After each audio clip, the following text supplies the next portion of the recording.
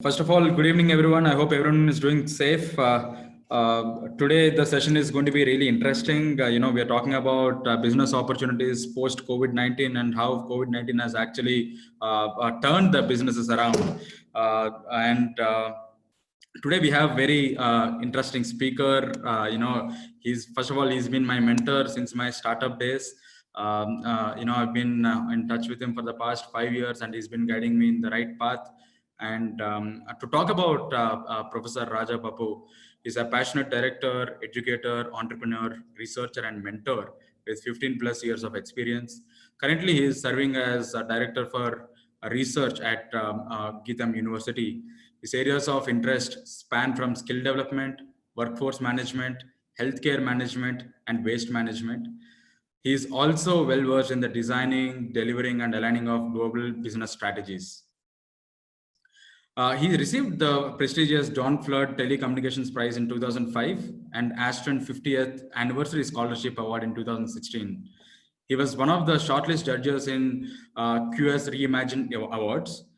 He co-founded multiple UK businesses and has mentored many successful startups like Metamorphosis is one of them, Fleetalytics is one amongst them, and he's been mentoring many startups. And he's the right person to talk about businesses, what's happening around, and also he was also part of the trade missions led by ex-British Minister Honorable Theresa and Sir Malcolm Grant, Chairman of NHS. Welcome, Raja. Thank you so much for accepting our request and taking the session. I hope all is fine with you. Now the webinar is all yours. Thank you so much. Thank you so much, Pawan. It's always happy to be back home. Thank you for the kind introduction. And hi, everyone. My name is Raja Papu, and Pawan already stole one of my slides. He has introduced me anyways, so I won't spend much of time in introducing myself. Rather than I'll probably kickstart with the session. I'm so happy to see that most of my friends from UK and even my ex-students have joined this session. It's a pleasure to see you all and talk to you all today. So let me quickly share my screen. I hope you're able to see my screen now. Yes, we can. Great. And thank you once again, Pawan, for giving this opportunity to talk to the budding entrepreneurs, students, and to be frank, Metamorphosis is doing a fantastic job of nurturing entrepreneurship from school days. This is one thing that was missing during my time. When I'm an accidental entrepreneur, so it just happened. That I didn't want to do a job, but I think the entrepreneurs now are more sorted. Their thought process is more aggressive, and they are actually evaluating real-time problems.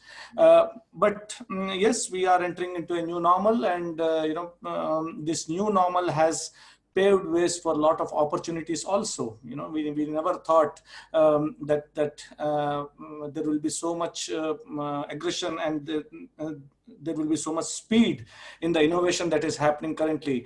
Actually, one of my good friends and my colleague said that COVID-19 is the best CTO ever. So it has actually revolutionized the digital opportunities. So quickly, let us Pawan has already talked about me. Yes. I'm a passionate researcher and entrepreneur, so I like to work with budding entrepreneurs. At the same time, I enjoy my research as well. So I don't want to spend a lot of time on that. But let's see. Let's talk about first who is actually an entrepreneur. So first and foremost, everyone should understand who is an entrepreneur. So what people think about an entrepreneur? People think that entrepreneurs make a lot of money. Right, so it is true. If the business is good, they do make a lot of money. They buy fast cars. It's really nice to see Lamborghinis and Ferraris in your garage. Then they have beautiful houses, mansions, villas, and they have good-looking girlfriends, or for female entrepreneurs, boyfriends, or they marry some really cool guys, right? So this is what people think that entrepreneurs are. But Is that what entrepreneur is all about? Is that how they become an entrepreneur? A successful entrepreneur is basically an initiator. He's a creator, a challenger, and a driver. And an entrepreneur is always alert to an opportunity. They always scan the environment in and around, and is very creative and quickly takes action. So entrepreneurs don't wait. Okay, so entrepreneurs take actions. They have this zeal to get something accomplished, highly driven, and they push and show until these jobs are done, right?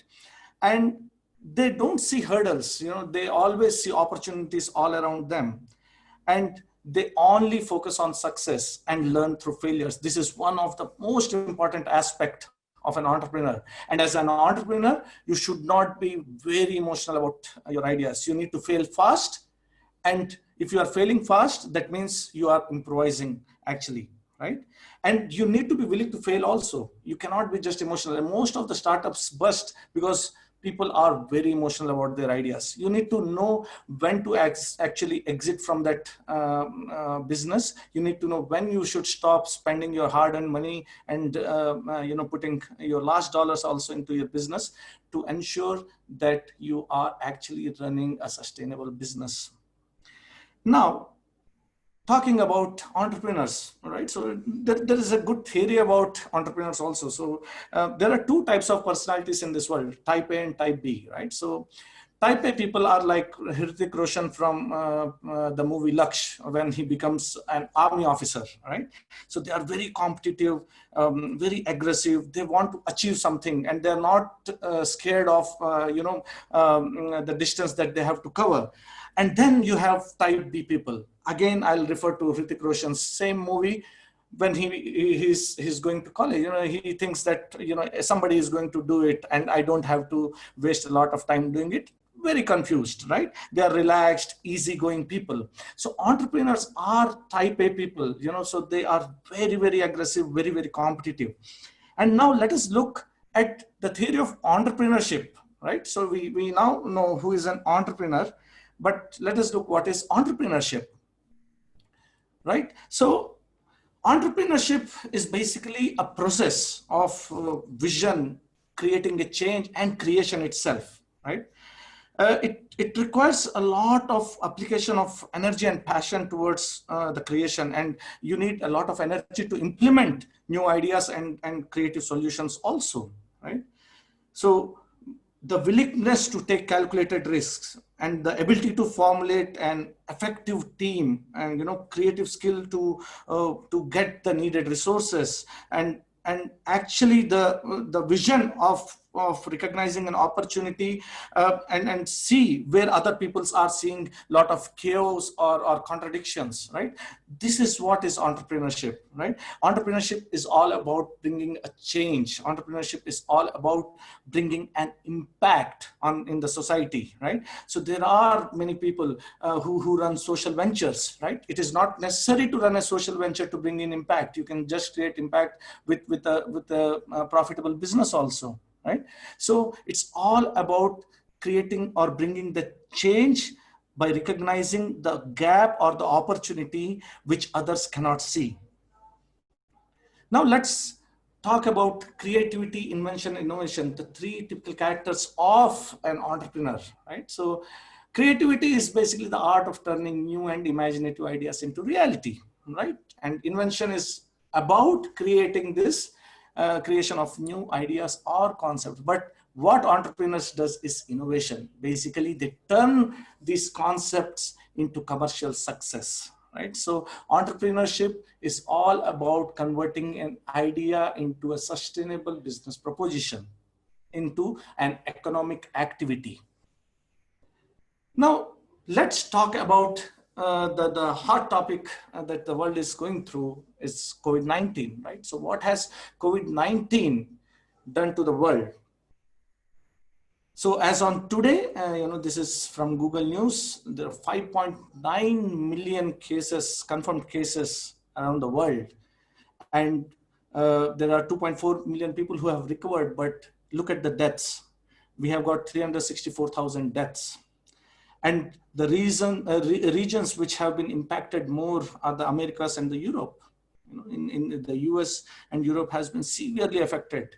And then the Eastern Mediterranean region and even Southeast Asia, right? What this COVID has brought in our lifestyle, in our life. So there is a lot of change in our lifestyles, right? Now we use hygiene products, sanitizers, household disinfectants. Now, we try to follow the new normal that is standing in queues, right? So all this chaos, right? All these changes has been brought with just a single microbe, which doesn't weigh even 1 milligram, right? So see the impact that it has brought into the world, right? And millions of businesses worldwide have been affected due to this coronavirus, right? If you see this news bites, the world economy has been really hit hard, and you can see that, this is an old news from 15th May, but more than 10 trillion USD loss is what is envisaged. Many countries actually have announced relief packages for businesses, but it is going to be very difficult for these businesses, to sustain if they cannot generate revenues. If they cannot generate revenues for themselves, they are going to bust out. There are job losses. Yesterday in the news, or day before yesterday, there were 4 million job losses in US alone.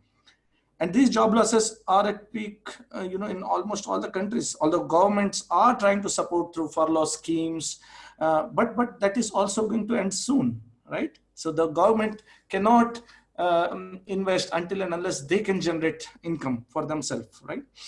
And the world is actually heading to see, one of the most disastrous economic turndown, I can say. And many countries like Germany has already entered into recession officially. And if you follow news, that you will see that, even developed countries like US, UK are actually struggling to save businesses. A few days back, Hertz, although it was not just COVID that has impacted to their bankruptcy, but Hertz closed down. JCPenney, a very big store chain, has closed down, right? J. Crew, another supermarket stores have been closed down. But the top 10 sectors, this is from Moody's, the top 10 sectors that have been affected by COVID-19 are in this slide. So definitely hotel, gaming, and leisure has been one of the biggest, industry which has suffered a lot of losses. And the damage caused by COVID-19 is not only confined to, these selected businesses, actually. It has severely impacted many businesses, and there are some sectors that have suffered the most and are continuing to suffer more.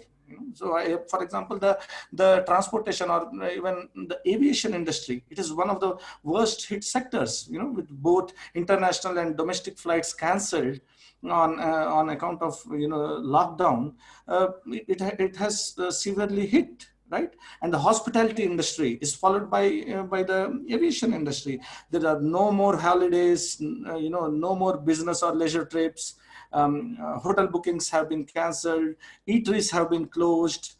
Right, so we have seen a very disastrous turn of events, and as this lockdown is extended, these sectors will continue to suffer, and there will be a serious a liquidity crisis, which will raise questions on their survival. It is not going to be easy for them. And this is Moody's heat map, and they have divided the businesses into three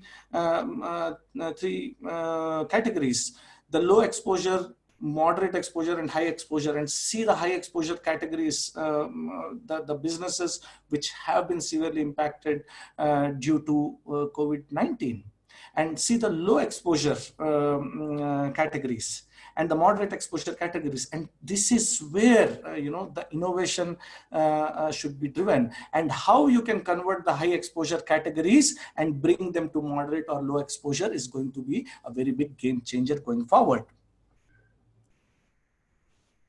Right. So let's talk about how we are dealing this. Are we ready for the new normal? Are we actually ready to deal with this new COVID-19 scenario, right? So social distancing is going to be more common going forward, right? So we are not going to break these rules. Social distancing is probably here to stay. Probably we might have to even wear PPE kits and go to our workplaces or even schools, isn't it? So social distancing is definitely here to stay, and it will be followed by all these things that we have to consistently do. Many people have said that when you are in lockdown, do this, stay home, you need to be safe, you need to maintain social distance, you should read a book, do chat, phone a friend. But I say that use this time to actually innovate, use this time to validate your idea and accelerate that business idea. If you have got something that can actually change the world during this pandemic times, how you are going to drive this world going forward, how you are going to deal in this new normal age, right? Everything around us is going to change. Every single thing is going to change. The way shopping used to happen, the way aviation industry worked, the way education is happening, everything is here to change, right? Now let us move on to understand what sectors can actually bring in more business for us in the future. But before that, let us understand what are the core challenges that we have in hand. The first and foremost challenge that we have in hand is human life protection, right?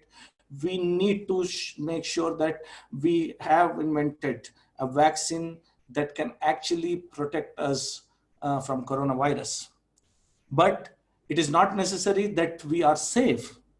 We still need protection against the future pandemics also, right? How is that going to happen? There has to be an immense change in the healthcare research. There has to be a lot of research, and there has to be a lot of research on on these pandemics, and they need to probably emulate new viruses and try and test new vaccines on that. And we have to be prepared for this challenge.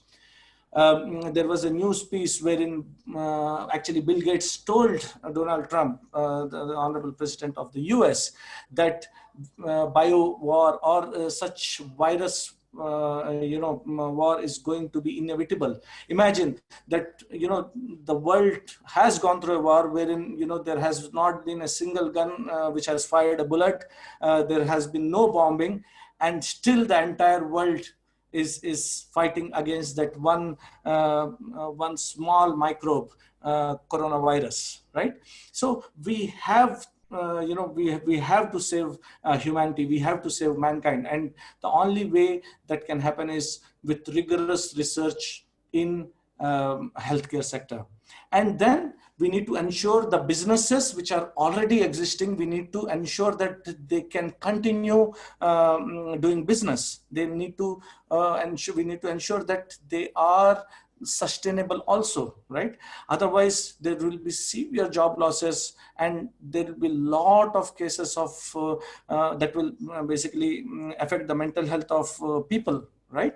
So a job loss can actually kill an entire family, isn't it? So we need to ensure that we need to protect people, businesses, and also we need to ensure that we are driving the economy, right? So in India, you will see that there has been a big problem of moving the migrants from one place to another place, right? Not easy, not at all easy, but they are the people who are being affected a lot, right?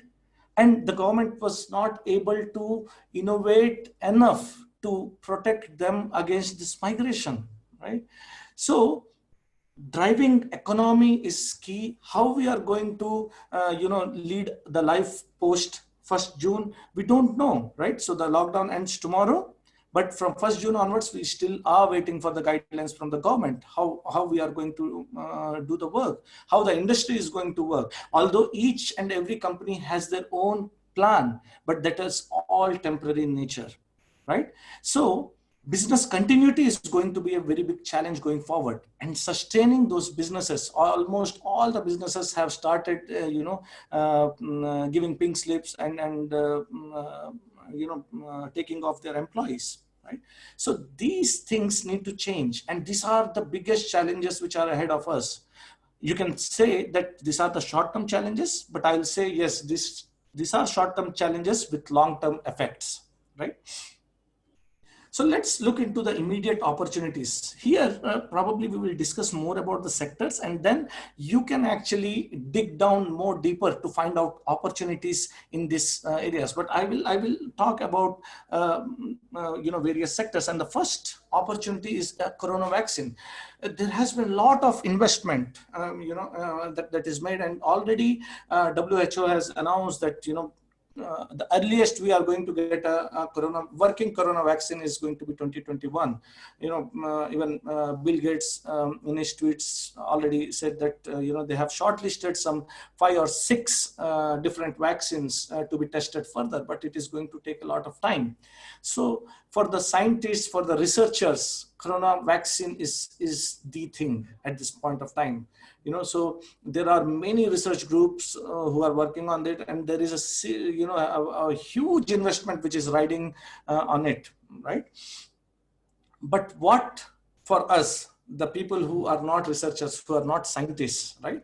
So these are the sectors which I identified can actually generate a lot of interest and opportunities for entrepreneurs in the coming days, right? Education, definitely healthcare, retail, fintech. I'll call it as banking as a whole, but fintech is more a new term. But banking is what I'll say will give more opportunities. Entertainment, the way entertainment is working now has completely changed, and supply chain. And then there is a concept called anything on demand. This is my thought that in this world everything should be available on demand, right? So let us quickly look into what these individual sectors have got for us. Let us talk about education.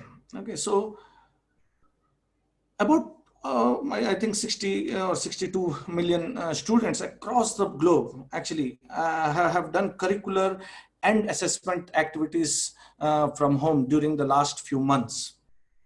And online has become the default mode of education, basically to deal in this long lockdown period in the wake of this pandemic.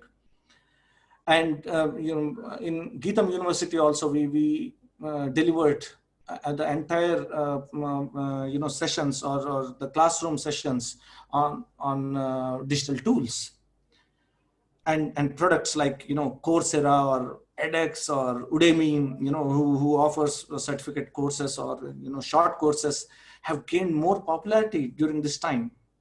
And at the same time, platforms like Mercer Metal or ProctorU or CoCubes, they have now got a market to sell their products, because people are looking for tools which can actually help in conducting proctored examinations. And educational apps like Byju's or MindSpark, they have become more popular now. The more schools are trying to adapt them. And there has been a tremendous amount of change the way basically we are delivering the education. But remember one thing, so this is core to understand that these products were just the enablers before pandemic. These were not developed for COVID-19, right? This was not developed for the new world. But now they have become the part of the new delivery mechanism that we are all working on, right? So, and although there are many gaps in these products and many features that are desirable by academicians or students are yet to be developed. As an academician myself, I can commandingly say that there are many gaps that I can see. How can I do my academic duties more efficiently? How can I conduct classrooms more effectively? How can I identify the weaker students and ensure that they are getting more support in online sessions, isn't it? Because, okay, delivering lecture on one side is one part of an academic duty, but the other part is to ensure that the weaker students are equally learning along with the others, right? How are we going to tackle this challenge with online sessions? How can we make sure, that this new learning, is actually building the application and competency in the learners? How can we, create virtual labs to emulate the physical labs? It is very difficult, isn't it? It's although MHRD and IITs are working on virtual labs. Easy for the computer science engineering practice, but very difficult for electronics, civil, or mechanical engineering labs, right? How are we going to ensure, that the assessments that we are doing are transparent and the students are quite comfortable in adapting these changes? So this is where probably the new entrepreneurs can actually take the lead and innovate in developing some cutting edge products. And of course, offline or conventional education model will not become obsolete, because that is where you learn a lot of social skills, and it can never be replaced completely. That's although my view, but it will be there. However, this blended learning is going to be the new form, a combination of the classroom and online modes. So this is what probably, in next few months, you will see that there will be a lot of disruption in education sector.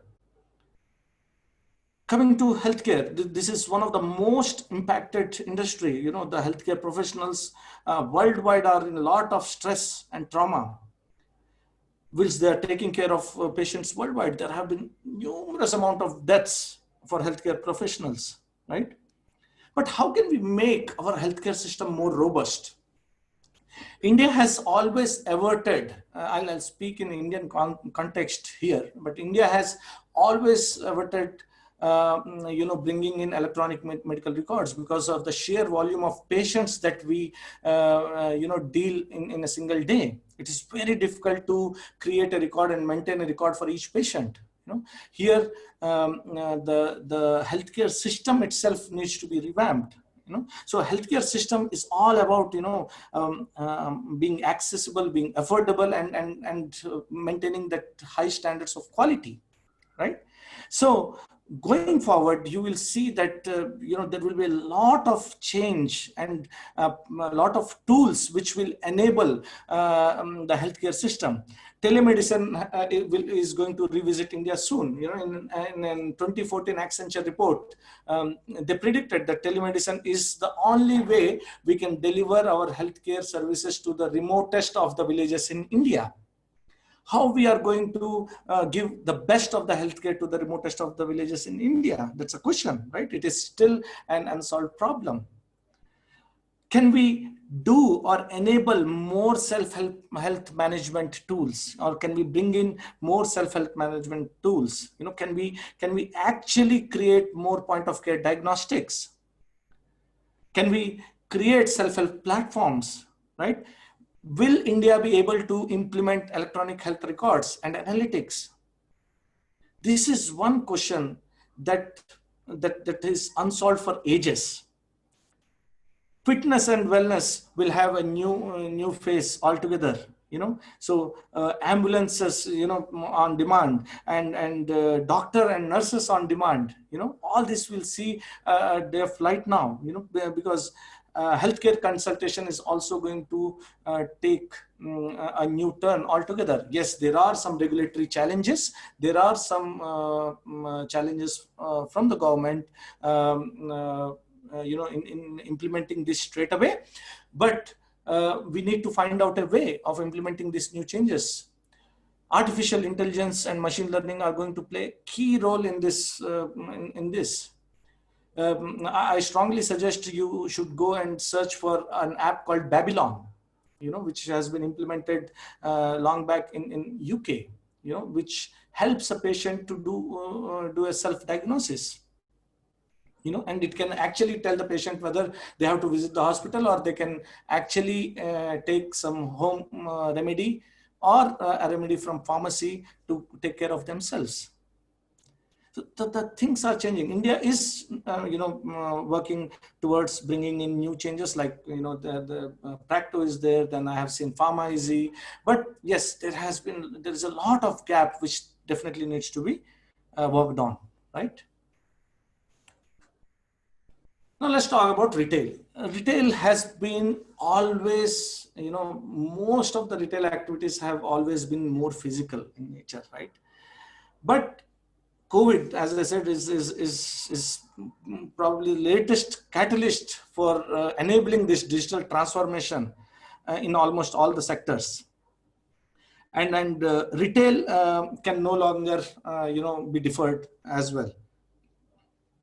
And all the retailers now should focus more on, building customer relationships and probably meeting the customer expectations for their convenience, right?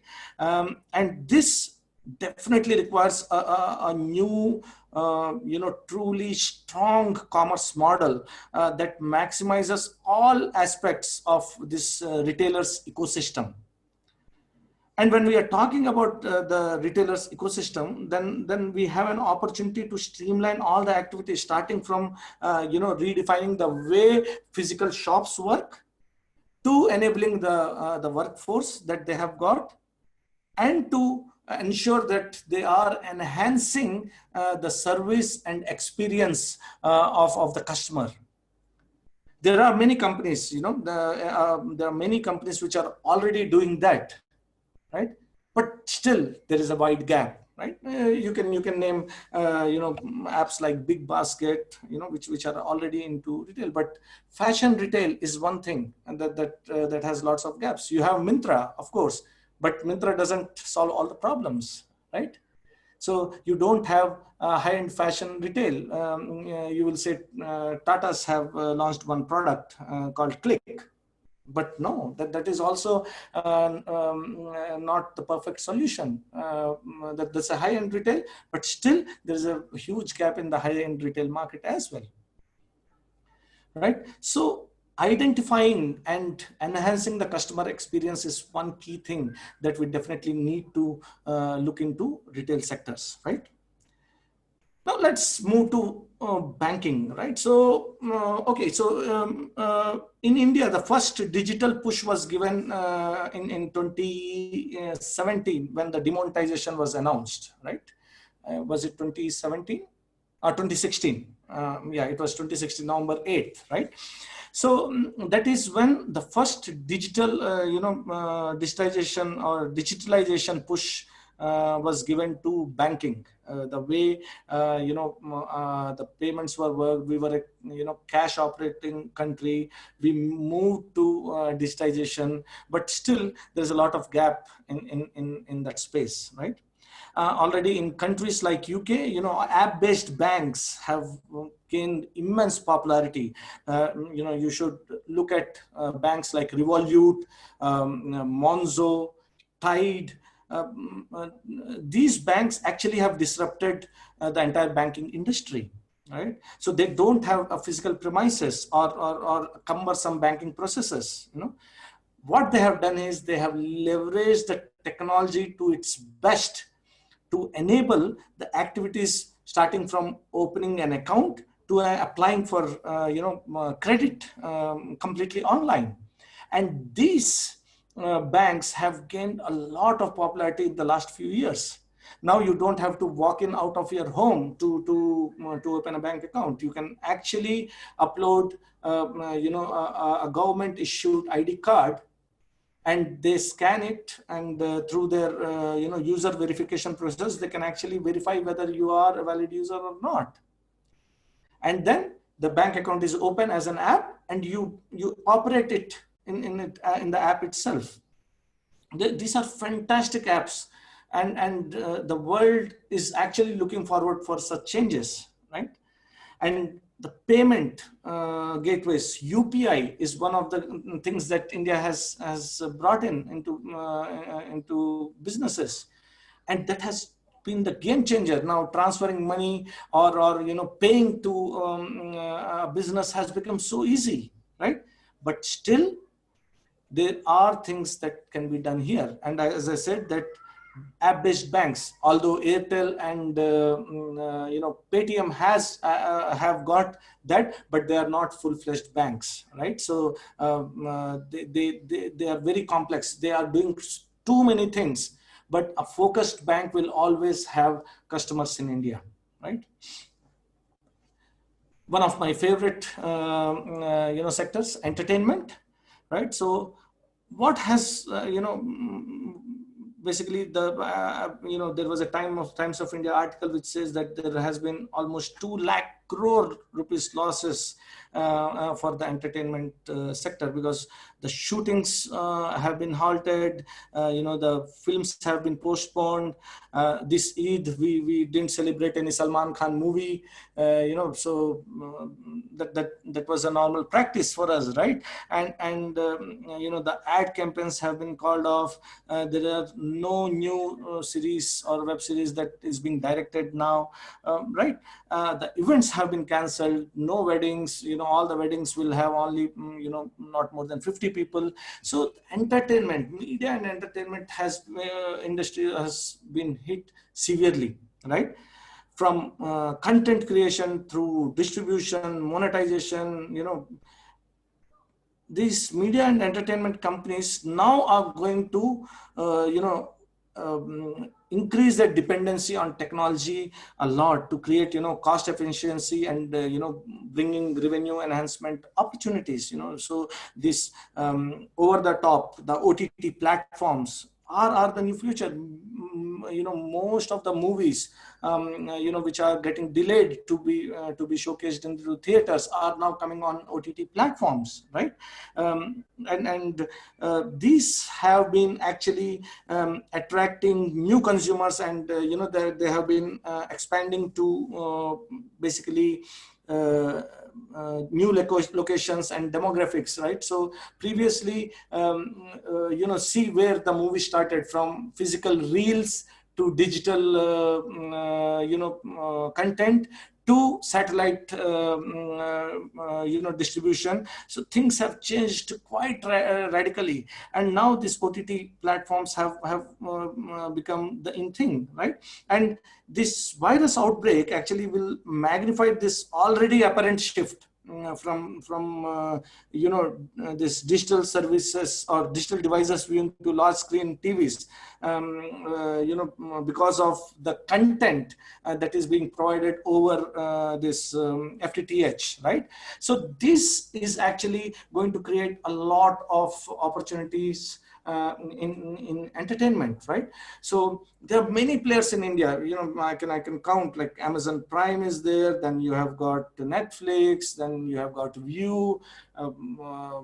There is a Telugu app called Aha. So many players have ventured into this market, and this market is not going to be saturated very soon, because this is the new way this world is going to watch content going forward, right? Web series have actually broken all the barriers. Now web series are more sought after rather than watching a 1,000 episode TV serial, right? So these things are here to stay. These things are not going to change very soon, but a lot of disruption probably will help entertainment industry to boost revenue opportunities, right? Let's move on to supply chain, right? So in supply chain, there has been a severe increase in online shopping, but there will be a lot of increase going forward also. And Amazon in a news piece actually said that they actually ran out of stock of household items, and the deliveries actually are delayed due to the coronavirus demand.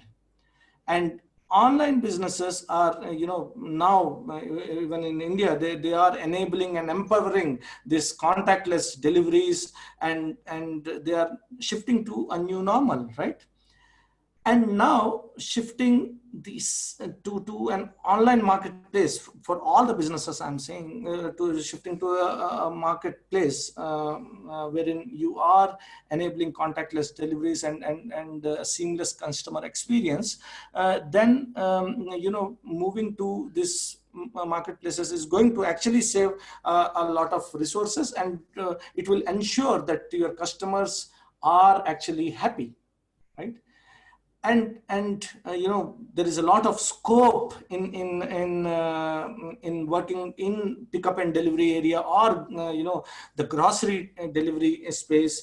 There is a lot of space for aggregators, so you can actually get deliveries done for multiple businesses. Medicines delivery is already becoming very, it is picking up slowly in India. Food delivery has already picked up, but again, there are apps like Deliveroo in the West, which are focused to deliver food from premium restaurants. So Swiggy and Zomato are aggregators. They can sell anything and everything, but there is a space for premium sector also, right?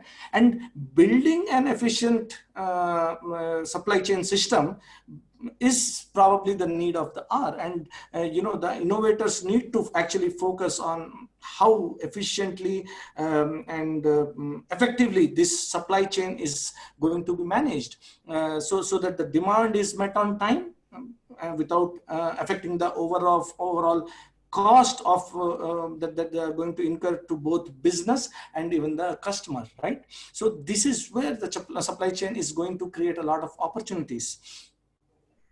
And coming to a more philosophical, sector, I call it anything on demand.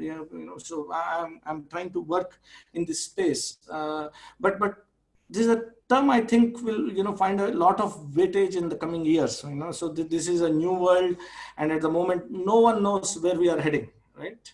There's a lot of gloom that how we are going to live in this new world. But one thing is for sure, that things won't be normal as it was few months back, right? We need to think different ways of doing almost everything, and everything will probably move to an on-demand model also, right? You might have actually noticed, or actually you might have not noticed or imagined, but most of our needs have been slowly transitioned into an on-demand model. Uber, Ola, Swiggy, Zomato, or take Big Basket, or take Netflix, and many more businesses I can count. And in the future also, it is inevitable that the most of the activities that which we are trying, or which we were not evolved or developed, will also move to this on-demand mechanism. So imagine about government conducting elections using mobile phones. If we have a valid verification, user verification methodology, a strong product that can do that, we can conduct elections also on demand, right? So we don't have to wait. Every 5 years, exactly on the same day, election can be conducted. And imagine you are getting a 24/7 delivery of anything you want, both online and offline, right? It can be done. And from healthcare to education to services such as probably ironing, stitching, cleaning, and you name it, every single thing can be moved to on demand. The only thing is that we have to innovate in this new normal to ensure that we solve the most difficult problems, and that we are helping the mankind to have a better experience. I cannot put it in better words, right? And the mankind should be able to access anything that they want in this world on their fingertips. And to end my presentation, I would like to quote Peter Drucker, that innovation is the specific instrument of entrepreneurship, the act that endows resources with a new capacity to create wealth. I would like to thank every single person who are listening to me patiently, and I hope I am all good to answer any questions that you have. Thank you. Thanks, Raja. That was an amazing session. Amazing insights from you. Before we open up Q&A, I just wanted to quickly ask you one question on the funding opportunities post COVID-19, how it is going to shape up. Because, like you said, there are a lot of problems to be solved. Of course, to solve these problems, initially there should be a push that is required from anyone, like say from the governments or from the investors or from the incubators or the accelerators. So what's your take on the funding opportunities post COVID-19 pandemic? Yeah, the funding opportunities, again, it's a very good question, Pawan. Funding opportunities are going to be affected, because most of the investors have lost money in the businesses that they have invested in, right? So the funding opportunities are definitely going to be impacted, but I don't see a dearth of funding for outstanding ideas, right? So it all depends now primarily on the kind of idea people are going to work on, right? So if you are trying to solve a problem which is already being solved, or which potentially has a market, then still people will be scared to invest. But it is outrightly solving a bigger problem, yes, you will see a lot of funding coming into picture. All right. But, all right. yeah. All right. And you've been talking about different sectors, but do you have any take again with respect to funding? Are the investors inclined towards any sector, or will they be still investing in any of the pre-COVID-19 scenarios? Any sectors that you bet for with respect to the funding aspect? I don't know, but I since I'm an educationist, I see a lot of opportunities in education. So even at Geetham, we were actually evaluating a lot of vendors, and I never thought India has got so many vendors in education field, who have digitized the processes, right? So I think education and even supply chain sector are two sectors which are going to open up a lot of opportunities, and there will be a lot of funding opportunities in this. Education for sure. There's no doubt about it. Always, all right. So viewers, you can post your questions in the Q&A section here on your platform. We have already received few questions. I'm just going to read them out so that you can answer them. I'll try to answer as best as possible.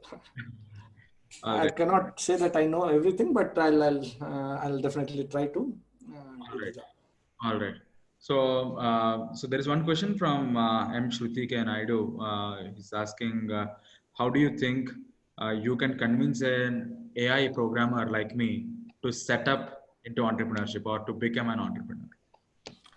We cannot convince people, so entrepreneurship either happens through accident, or I need to tell you a small story. So when I was doing my PhD, I had an opportunity to move to academia, and at that time I said no, I cannot do it, because there is very less money in academia. Okay. And see the karma. I am now in academia, after 10-15 years. And it is very difficult to motivate, or, there are lots of TED Talks around, to motivate people, but it's all about, identification, and probably that spur of moment when you actually think that, yes, I have got an idea, and probably can I solve this problem? Yes.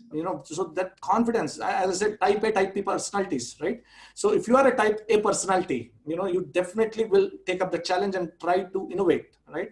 But if you are a type B personality, you will still be a programmer. You still continue to do good job. You will still be salaried. But there is no Sadguru who will drive you to actually take up entrepreneurship. It is very difficult. It comes with circumstances. So one day probably you will think that no, this is not how it is going to work. Let me leave everything, and you jump into entrepreneurship. It is very difficult otherwise. That's my thought I anyways. think it's an instinct. All right. So, okay, one interesting question is from Srinivas Rao Kimidi. He asked how education sector will sustain. Will there be any fee structure change in the education structure in the education sector? I mean, how is Geetam coping up with this COVID-19? Can you just give us some insights on that? I think education sector will definitely sustain, so that is probably one of the least impacted sectors, because most of the people are now driving towards education just because they have a lot of time, so we have seen a surge in our applications for PhD this time, so there are many people who would like to pursue PhD, in this situation. Yes, the fee part mostly depends on the payment potential or paying potential of the candidate, because that part has definitely changed. Right. So we have taken a lot of measures, in Geetam to ensure that, we don't push anyone beyond their comfort zone to pay fee, but it is going to be with almost every university. Everyone has a humane side, and they will ensure that because of this pandemic, they will ensure that they are going to take a lot of steps to ensure that the students don't have it's not the student, it is the parent who is basically paying the fee. And if they don't have a job in hand, then it is very good, like it is going to be very difficult for them. The people who are on bank loans, they are still fine, but people who are paying from their pocket, so they are going to be impacted. But I think most of the universities are taking due considerations, and this year already UGC or AICT has issued a guideline that there should not be any increase in the fee. So I think even the government is working towards that. So that is a well taken care question actually. So it is. I think there is a lot of involvement that is required from the government side also, because there are always two sides of the coin. Like you were mentioning, even the schools must sustain, because they're also implementing to the new normal. I mean, they are trying to take some digital tools. They have to run their faculties. They have to run they have their own costs. On the other side, also there are a lot of questions asked by the parents, because now that it's everything digital, they don't want to pay the transportation fee. They don't want to pay the And they don't have to pay the transportation fee for sure. yes. So But yeah, they don't have to pay the transportation fee for sure. Yeah. So my kids go to Oak Ridge, so I'm excited that I'm saving some money.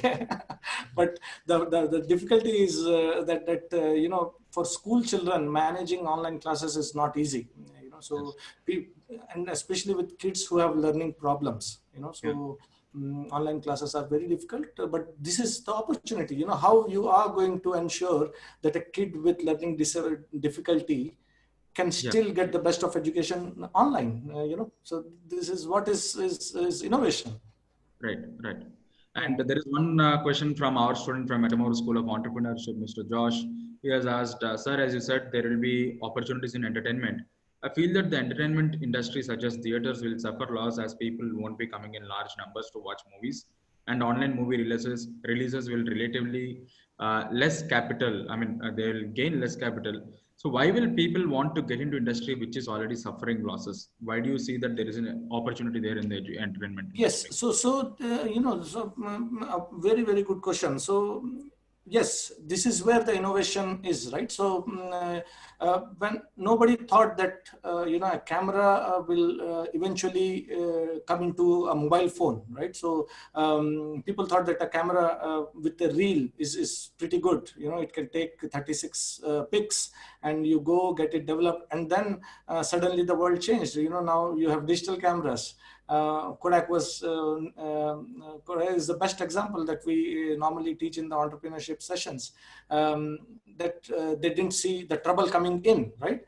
So entertainment industry, yes, the theaters are suffering losses, although the experience that that a theater can give, these OTT platforms can never give that, right? So that's like online teaching and offline teaching, in classroom teaching. So where there is a trouble, there might always be an opportunity also. So yes, the theaters are suffering, but I'm not saying that you should think of actually doing something in theater. Why not actually a drive-in theater wherein you sit in your own car and watch movies, right? So things need to be thought of. So you need to think why this business is not surviving, why these businesses are not working, and what can be the best solution to make it work. So you can never replace theaters. It is very difficult, very, very difficult to replace them. But is there a new way of managing theaters is what you need to see. Probably building small cubicles, like in IT companies, wherein the cubicles can be bought by or rented by families. These things are not going to change. A 70 cinema has a different charisma altogether, and cinema in TV is still is lackluster actually. I still feel that there is a lot of scope in that, yes, but currently they are suffering because of the measures, because of the lockdown, right? Yeah. But if they ensure that there is enough social distancing in place, and they are taking all those precautionary measures, I don't see that cinemas would end. Yes, there is a trouble in all the industry, like I said, like aviation is suffering. That is going to stay there for few more years, but this is where we need to actually innovate how we can reinstate the cinema experience. What you see in IMAX, you cannot have the same feeling in a television, right? Watching Bahubali in IMAX has a different impact, right? For all the Spider-Man lovers, or the Star Wars lovers, I can never enjoy a Star Wars movie in TV. I still want to see it in the bigger screen. The Marvel movies, it is not going to happen. So this is where probably we need to innovate. How we can bring in this experience during these times is one of the key things that we need to work on. Yeah. Yes. That's that. I mean, I think we all need to wait and watch. What's going to happen with the Absolutely. with other industries as well. One very good question from Arjun Vijayanarayanan is, not everyone can get into entrepreneurship. What are your views on developing intrapreneurship as a pathway to entrepreneurship? Yeah, that is also a very good way, so definitely entrepreneurship should also be encouraged, so there are many organizations, which give you the liberty of innovating. So yes, he's also absolutely right that everyone cannot become an entrepreneur. And organizations are going to encourage entrepreneurship. There are many organizations which already do that. But you will see a surge in the number of organizations who will encourage entrepreneurship for sure. Yes. All right. We'll take last three questions. We have one question from Kulluri Sridhar. He asked, what can be the opportunities in the commodities market after lockdown? Yeah, I think that needs to be evaluated. I don't know straight away what opportunities they will have, but I know Sridhar very well, so I can, as soon as I find out, I'll definitely let you know, Sridhar. But I'm not sure what opportunities will come in commodities sector, but this is what, identifying a gap is not so easy.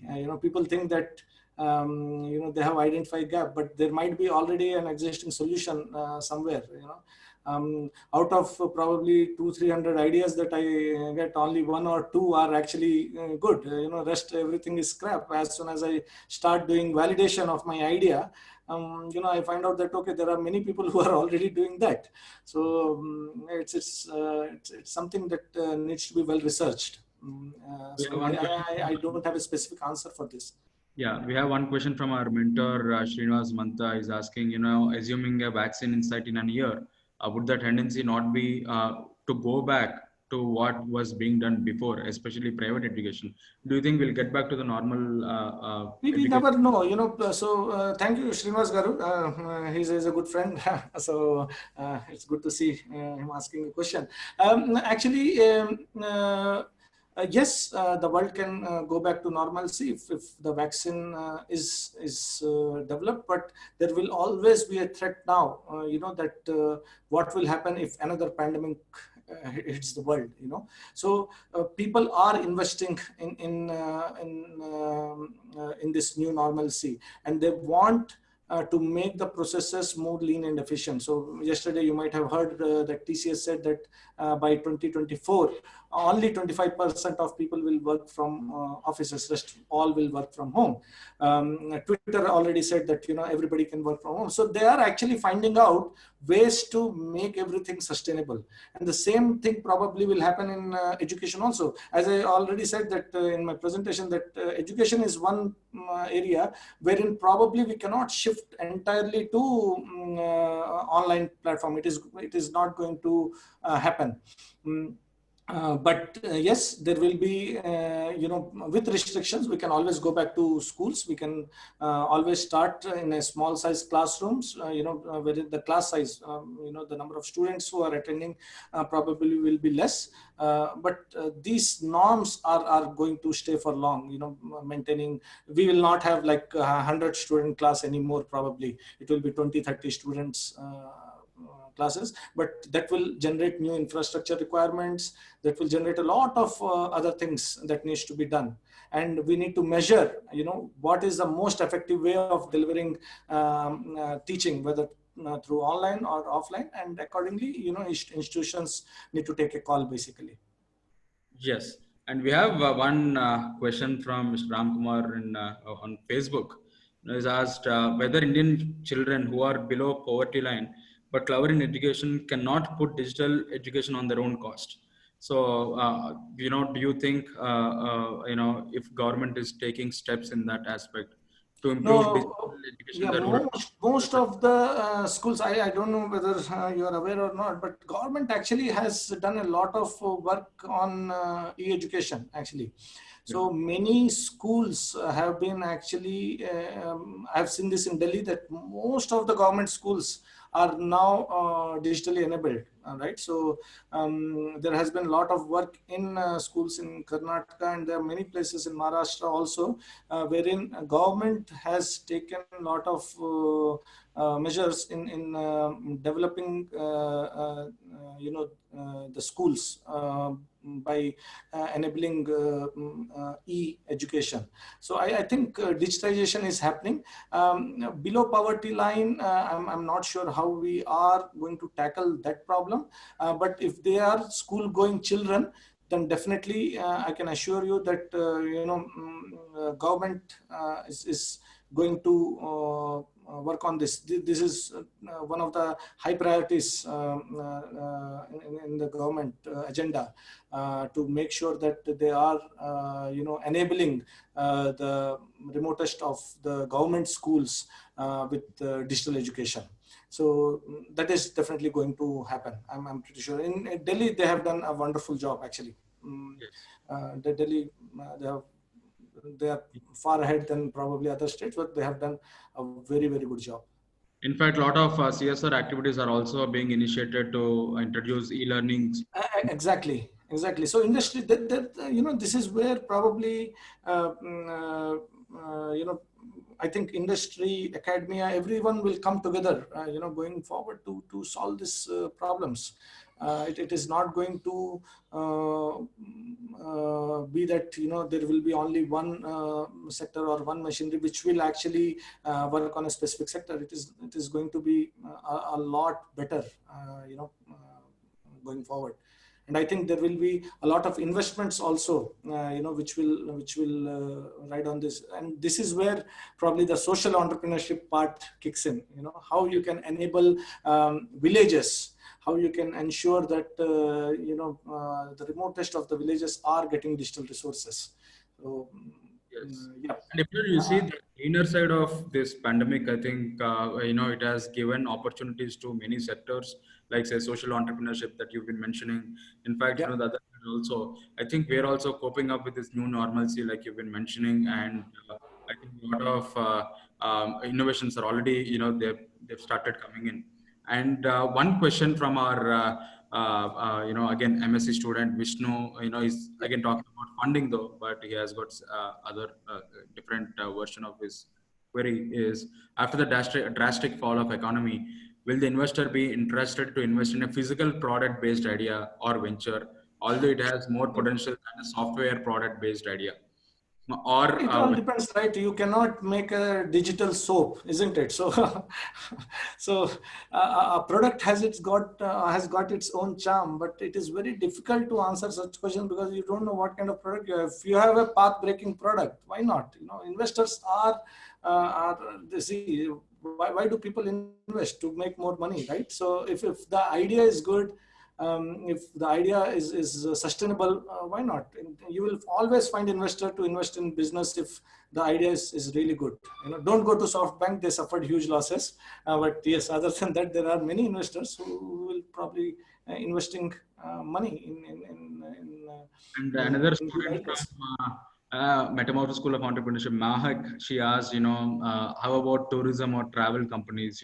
I think we talked about aviation, but in fact, tourism industry, any take about tourism industry that you could mention?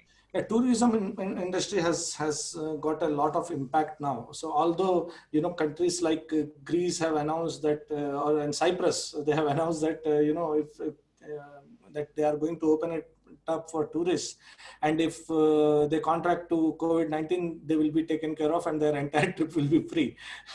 so travel and tourism industry is definitely a place which needs which definitely needs a boost up, because it is dependent on lot of other industries, per se, hospitality, aviation, and also it is going to depend on the specific countries also where people would like to travel.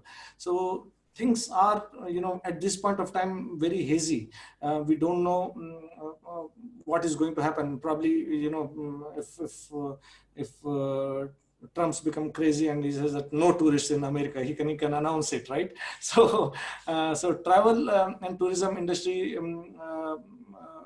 has to be reinstated. It needs to be boosted, because that is one thing that drives economy of many countries, including Dubai. Including UAE, for that instance, Cyprus, Mauritius, Seychelles. All these countries are dependent a lot on tourism.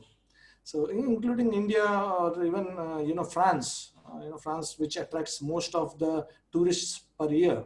So it has the highest number of visitors per year. So that industry definitely needs to look. I don't have any specific thing to say about it, but yes, that is one industry which definitely needs to be rejuvenated. Yeah.